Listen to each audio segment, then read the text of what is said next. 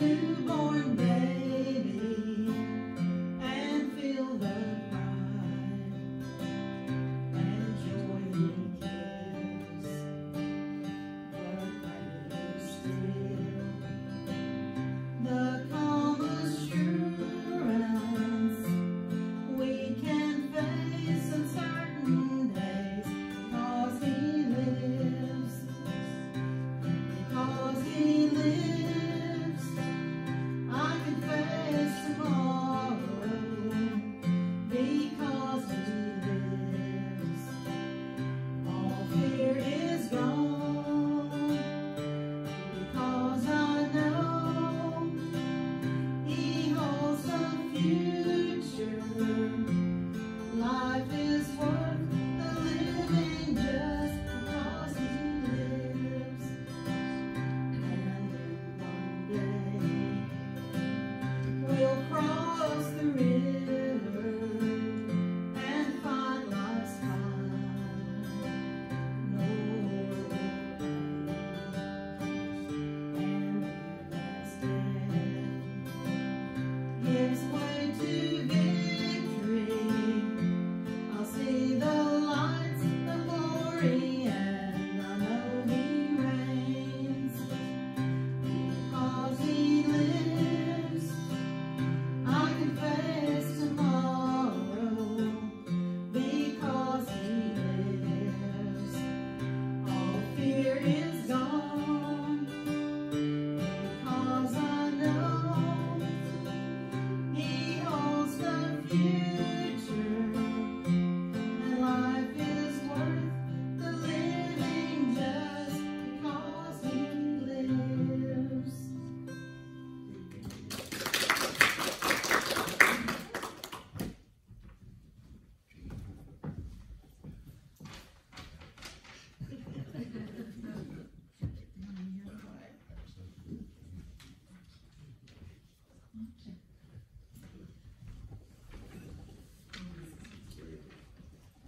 I appreciate that singing tonight. Thank y'all so much for doing that for us tonight.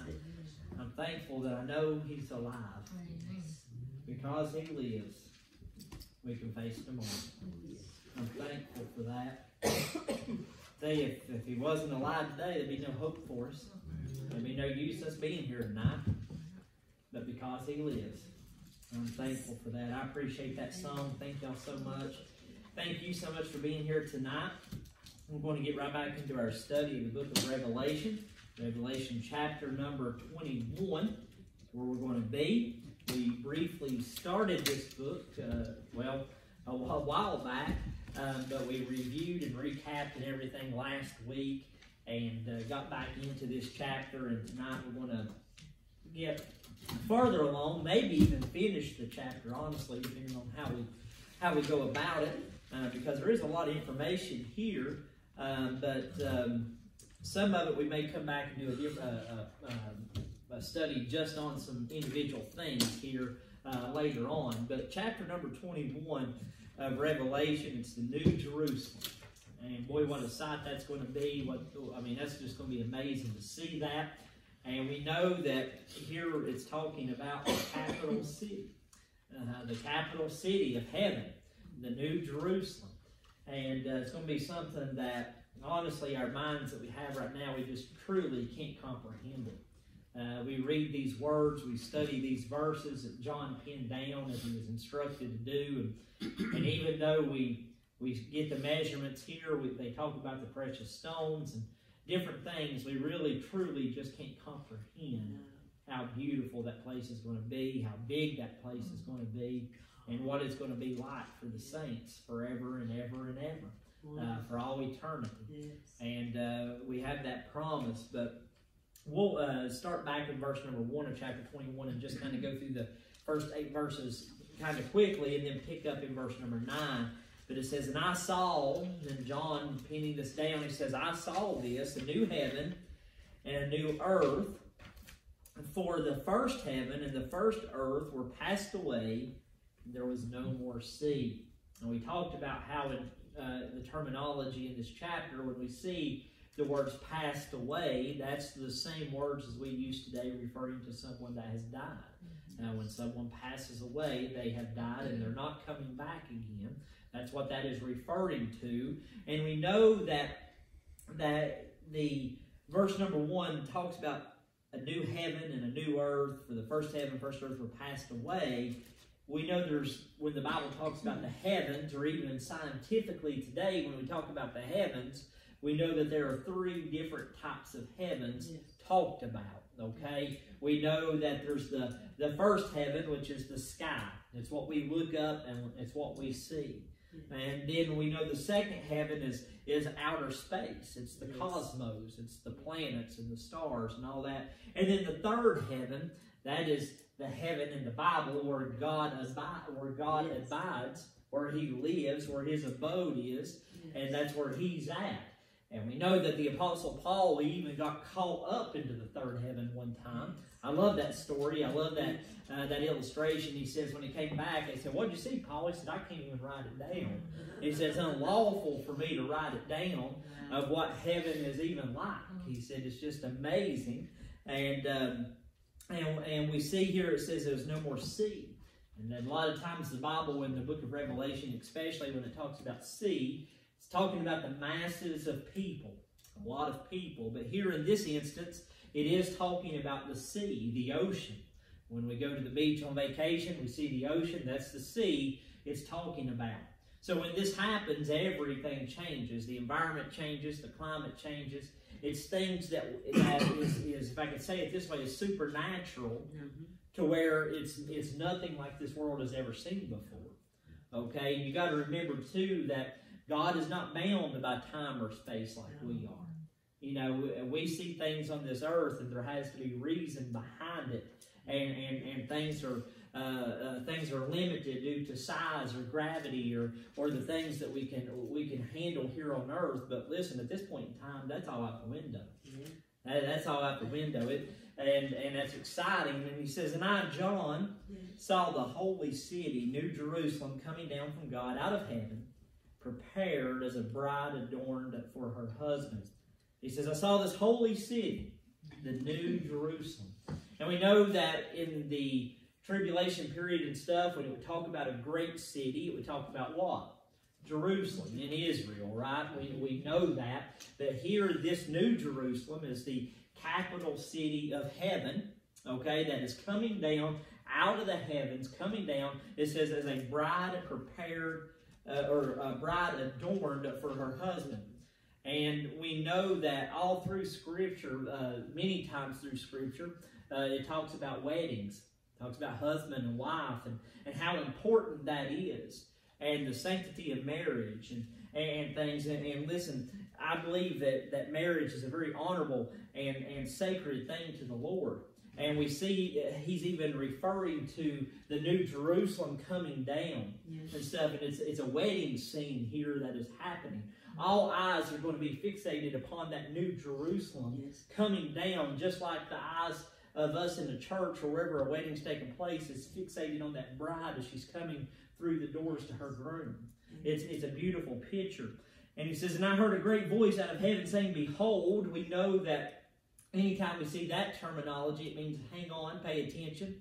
It's a big word. Something's about to happen. And if a voice is coming out of heaven, we know that to be God. It says, "The tabernacle of God is with men, and He will dwell with them, and they shall be His people, and God Himself shall be with them and be their God." And where it says tabernacle of God, that's also translated as a place of abode.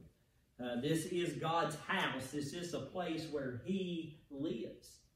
Okay? And he says, "And God shall wipe away all tears from their eyes." We talked about that and what that means. And he says, "And there shall be no more death, neither sorrow nor crying, neither shall there be any more pain, for the former things are passed away." That word former things means anything that we're talking about in our world today.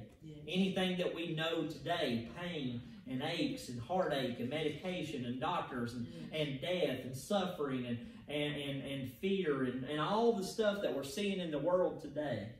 It says those former things, the things we know now, are passed away. They're gone. They're dead. They're never coming back again.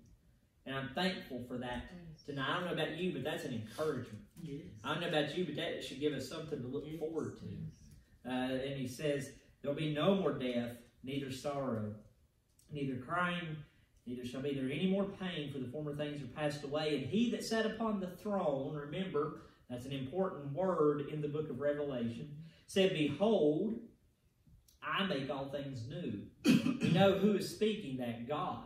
God himself said, he says, behold, I make all things new. We talked a little bit about that last week, about how nice it is to get something that is new. To actually have something that is new. It's like a new car smell. You know, you open the car door, you smell that new car smell and everything, and there's something about that. And when you get new items and new clothes and new things, we like newness. Yeah. And I believe even in heaven there's going to be certain senses and smells and things that is going to smell good to us. I don't know. It's going to probably going to liven up every sense that we ever never knew that we had here on this earth and stuff, to see things we never seen, heard, and smell and feel, and it's just going to be amazing. But he says, I make all things new. He said unto me, write, for these words are true and faithful. I'm glad when God speaks, he speaks truth, aren't you? I'm glad when he speaks, when he opens his mouth, guess what? It's truth. And he flat out told us, he said, if it were not so, I would have told you in John 14. I'm thankful that when he speaks, it is truth. It's always truth. It's always faithful. He said unto me, it is done. I am Alpha and Omega, the beginning and the end. I will give unto him that is athirst of the fountain of water of life freely. He that overcometh shall inherit all things, and I will be his God, and he shall be my son. I like that. Well, I like that word, overcometh. Overcometh. You know, by faith, we overcome the world. The Bible tells us many times, you know, the faith is how we overcome things. Having that faith in God, having that trust and that believing in him. And I've said it many times before, the Bible makes it plain and simple. It's impossible to please God without faith. Go ahead. I don't mean to interrupt you, but the living water, and when you said about smells and things like that, I don't know if you've been around them or not, but we've been around a lot of older people who've testified that either they've had a vision or a dream or something, and we met a man that talked about that he'd had a vision, and he talked about that when he started the vision, he was in flowing water. And there was smells there that he'd never smelled before. He said, the closest thing I can say to that is that it smelled like roses. You know, there's a lot of people that don't believe that people have visions and all that. But this man was so earnest and so tearful as he talked about the entire vision that he had seen. I believe when I get there, I think I'm going to see flowing water, and I think I'm going to smell those smells. And it's, if you think on what heaven must be, and you think on the pleasant things that you enjoy here, I wonder if we'll see and smell the same things that we enjoy here, only amplified. Absolutely. I'm just excited to think about it. Yeah, absolutely. I agree with you. I think a lot of things we enjoy here, you know, and smell here, like for example, a rose. You know, I think we will smell flowers in heaven, but I think it will be amplified more than we could ever imagine, because everything there is perfect. Even the prettiest rose here on planet Earth is still imperfect. I mean, it's hard to imagine that, but a beautiful rose that is the prettiest one you can imagine, that smells the best of any of them, is still imperfect. Why? Because it grew here on this earth. And this earth is sin cursed. And in heaven, everything's going to be perfect. And I'm like you, I think we're going to smell things that we've never smelled. And it's going to have a sweet, savory smell. I personally have never been around anyone that has, you know, whether they've passed or whatever, said that, but I've heard that. I've heard that from other people and stuff.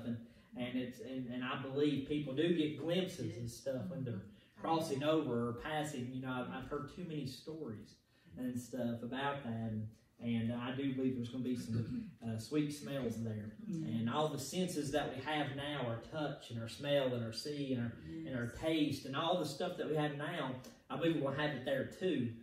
Only it's going to be magnified a lot better. Yes. You know, it's I'm excited for that. Yes. You know, I remember back when I had COVID, I couldn't smell or taste. I tell you, that was weird. I hated that. I put a Reese cup in my mouth, I couldn't taste it. Oh, I get yeah. it. You could feel the texture, but you couldn't taste nothing. And that just enough to make you mad. You know, I was like, well, if I can't taste it, I might as well eat healthy.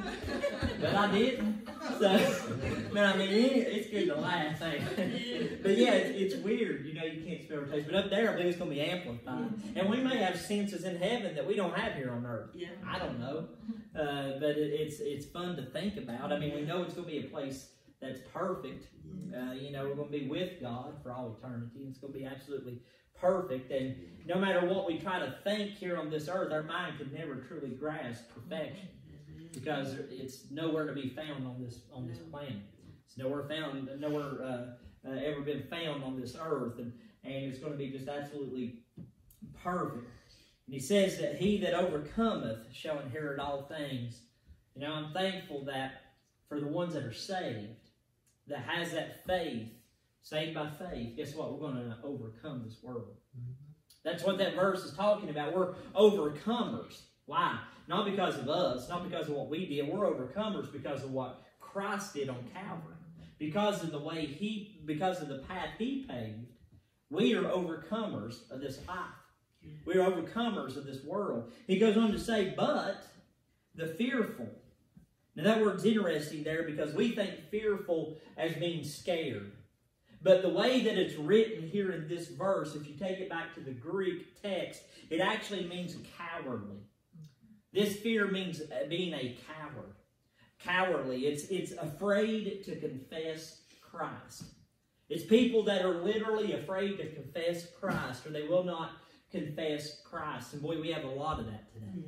But he says, but the fearful, or the cowardly, and unbelieving, and the abominable, murderers, whoremongers, sorcerers, idolaters, and all liars shall have their part in the lake which burneth with fire and brimstone, which is the second death. You know, there's a lot of descriptions that he gives there. We know that the abominable there, when it says that, we know that that's opposite of righteous. That is opposite of righteousness. And these descriptions are given to people that live this daily, that live in that mindset daily. Now, they may say they love the Lord. They may go to church on Sunday. They may do that, but hey, guess what? They're living a lie. And there's many people in the churches today that are living a lie, thinking that they're going to be fine, that they're going to be okay, when in all reality they're not. Yeah. Amen. And that's true for people out in the world too. But the really sad part for me is the people that are sitting on the pews in the church every Sunday, Sunday after Sunday after Sunday, living a lie. That's what he's talking about here. He's like, these characteristics is things that people are known as. You're known as by your fruit.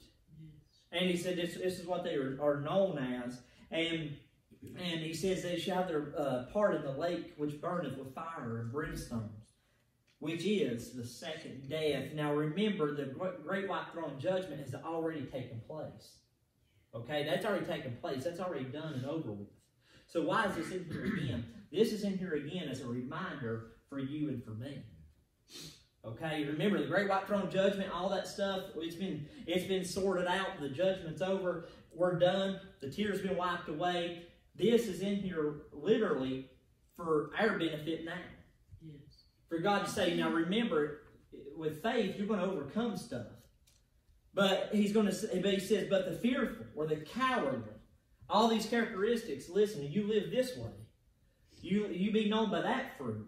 You do that stuff, guess what? You're going to find yourself in the lake of fire forever and ever and ever. That's what he's saying there. It's a reminder to us. He said, which is the second death. And we know it's appointed a man to what? Once to die. One time. But unfortunately, this is a second death. a second time. He goes on to say, verse number 9, he says, "And there came unto me one of the 7 angels, which had the 7 vials full of the 7 last plagues, and talked with me, saying, Come hither, and I will show thee the bride, the Lamb's wife." Now, first of all, I think it's fascinating in the book of Revelation how many times we see the term angel or angels. You know, we know that there's an innumerable amount of angels, a number we cannot grasp, a number we don't know. But we see here it says, "There came unto me one of the 7 angels, which had the 7 vials." So one of those 7 angels that was the last one there that poured out one of the 7 vials or the bowls, whatever how you want to look at that. And one of those 7 angels came up to John and he's like, "Come with me. I got something to show you." One of those last angels, he says he talked with me, saying, "Come hither." He said, "I want to show you the bride, the Lamb's wife. I want to give you a grand tour of this place. I want to show you around a little bit." And it says, "And he carried me away in the spirit to a great and high mountain, and showed me that great city, the holy Jerusalem, descending out of heaven from God."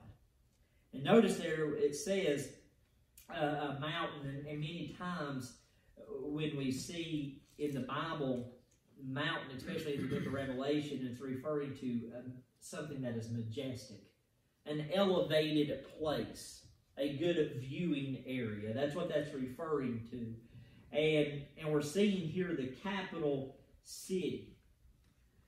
Take note of that. We're seeing the capital city of heaven, the New Jerusalem. Now, heaven itself is actually much larger. It's bigger, but this is the capital city of heaven, the New Jerusalem. And he says, having, verse number 11, having the glory of God. That right there should be good enough for us in heaven. That right there should be all we're worried about. That's what's going to make heaven so special, so grand, is it's going to be filled with the glory of God. We're going to be abiding with God forever and ever and ever.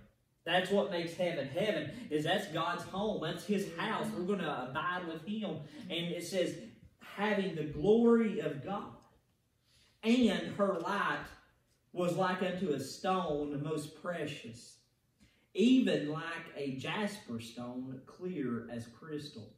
Now remember, many times, John in the book of Revelation, he uses the terminology like, or as to, or some sort of a comparative term. He doesn't say it's exactly that at times. He says it's like that. He's trying to describe it the best way he knows how. He says it's jasper stone. He says it's clear as crystal. He says it's clear as crystal. And we know that pure crystal and stuff like that, it can shine a brilliant light. It can radiate tons of light. So you can even see rainbows through it if the light hits it just right. It creates that prism and stuff, and we see those rainbows in it. It's brilliant colors and beautiful.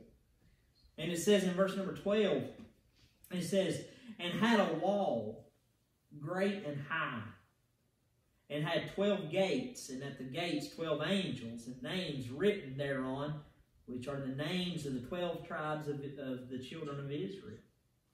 First of all, he says that he had a wall great and high. He had a wall great and high. Even God believes in walls. Yeah. Why? Because there's stipulations and rules on how you can get in. Yes. The God I serve doesn't have an open border. No. He says wide is a road that will lead to what? Destruction.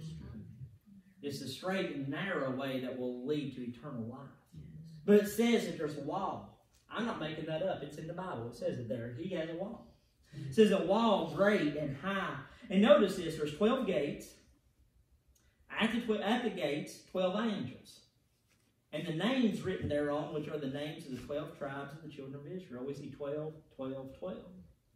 Isn't it fascinating, especially in the book of Revelation, how many times we see either the number 12 or a multiplier of 12, like the 144,000. Yes. And those 144,000, 12,000 each came from the different tribes of Israel. Okay, so that's where we get our 12. So you're seeing a lot of 12, 12,000, 144,000, all that in here. And we know that the number 12 in the Bible, when we talked about numerology and stuff, the number 12 always refers to the nation of Israel. It either refers to the nation of Israel or it will refer to the world and government. That's what it will always point back to. And it says that there's 12 gates, 12 angels, and the 12 tribes of the children of Israel, the names written on it. Says on the east, 3 gates, on the north, 3 gates, on the south, 3 gates, and on the west, 3 gates. So it makes it pretty simple here. And what we're talking about is this New Jerusalem basically being a perfect cube. It's a perfect cube is what it's going to be. And it says that there's 3 gates on each side. There's a northeast, southwest side of it. And on each side of there's 3 gates on each side. And it says, and the wall of the city had 12 foundations. And in them the names of the 12 apostles of the Lamb. Now, isn't that fascinating? In the foundation, the names of the 12 apostles, those guys, those fishermen of men and stuff that Jesus walked with when he was here on this earth, those apostles, those people that he handpicked, guess what? Those names are going to be in that foundation. I mean, it's going to be a beautiful sight. You know, I got to thinking, I've not been to it yet. I'd like to go to it one of these days. In Washington, D.C. now, they have a Bible museum. It's the Bible Museum up there. It's actually within walking distance from the U.S. Capitol.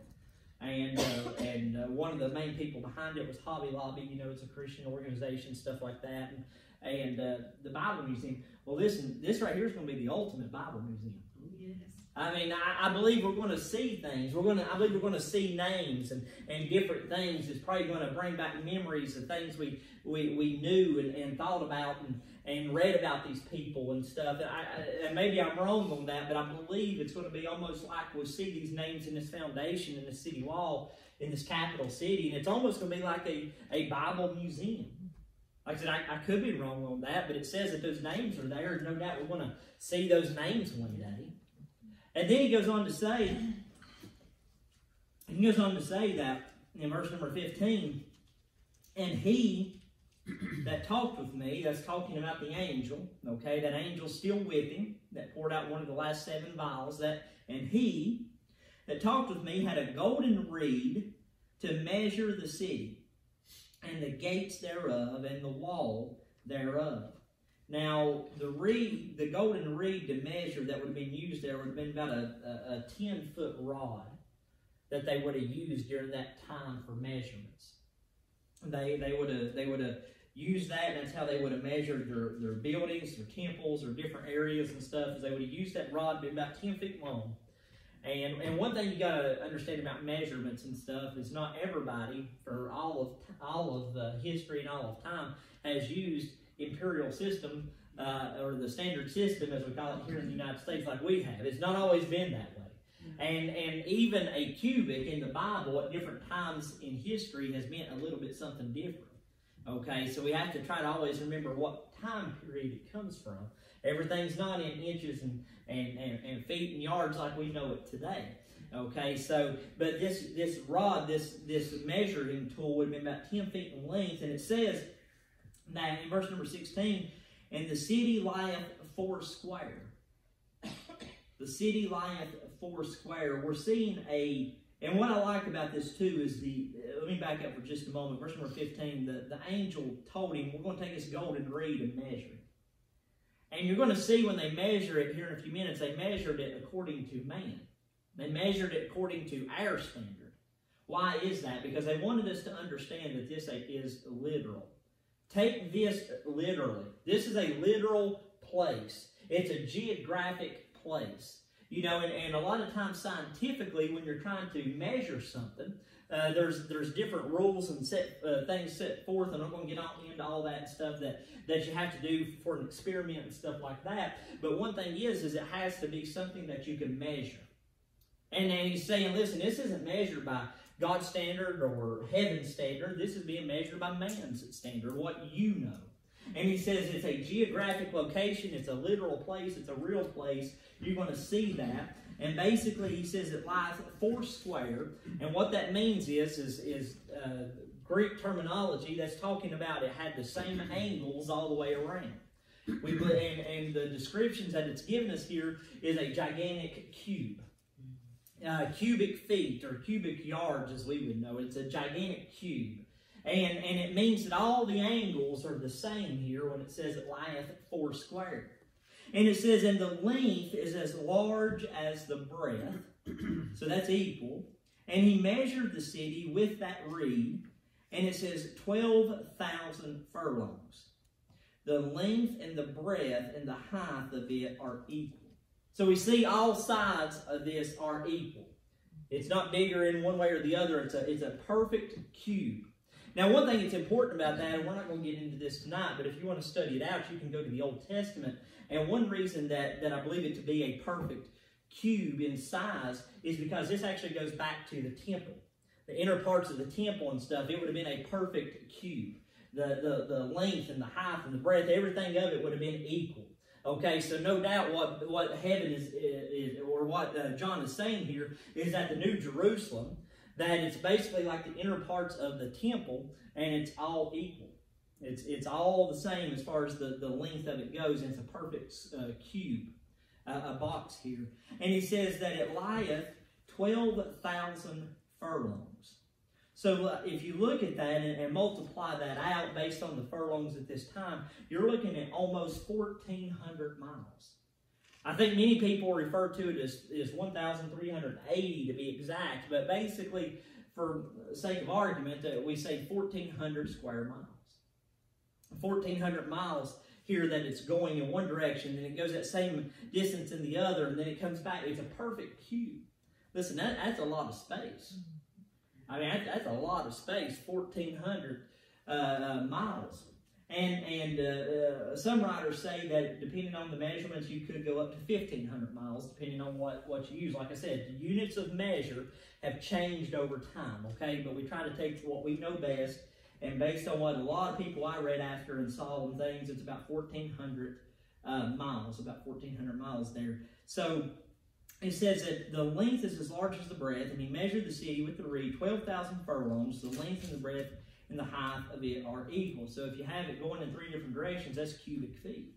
So if you look that up and multiply that out, that's approximately 2 million square miles. 2 million square miles set inside of a cube. And that's just the capital city, the New Jerusalem. I don't know about you, but I've never traveled 2 million miles. I don't want to be in that car. That's a long trip. But I mean, 2 million square miles fit inside this cube. That's a large city. That's a big city. You got 1,400 miles going this way and that way, back around. I mean, the expanse of it is amazing. And we see that it's a giant cube, a perfect cube here. And I love reading Dr. Henry Morris and stuff. Henry Morris is known as the father of creationism, and he was an engineer by trade, but was saved and a Christian, wrote many books and stuff about creation, and especially Genesis and stuff like that. And he was talking about how there's more than ample room in that cube for all the saints. He said really and truly, if you took the population from the beginning of time, and this is all estimated and stuff like that, he would tell you that it would fill about 20% of that cube. I mean, listen, there's going to be more than enough space. Yes. There's going to be more than enough space. Listen, he came and he died for whosoever. For whosoever. But listen, if you take this cube, it's actually bigger than the country or the nation of India. This cube is larger than the nation of India as it is today. To kind of give you a perspective of the United States, it would be like going from Canada to the Gulf of Mexico in that direction, and from the Atlantic Ocean to Colorado in that direction. That's the cube. That's a large cube. That's a lot of miles and a lot of people. And if you take the height of it, as far as, we said 1,400 miles in every direction, right? Yeah. I'm sure there's going to be some amazing buildings. We go to a big city and see skyscrapers, and we're like, wow, huge. You look up, you get dizzy, you about fall backwards, and all that stuff. Big, tall skyscrapers. Well, I was reading after one author and stuff, and basically today when you build a skyscraper, what you do is you allow for 12 feet per floor. So if you do that in this New Jerusalem, in this city, there can be skyscrapers 600,000 stories tall.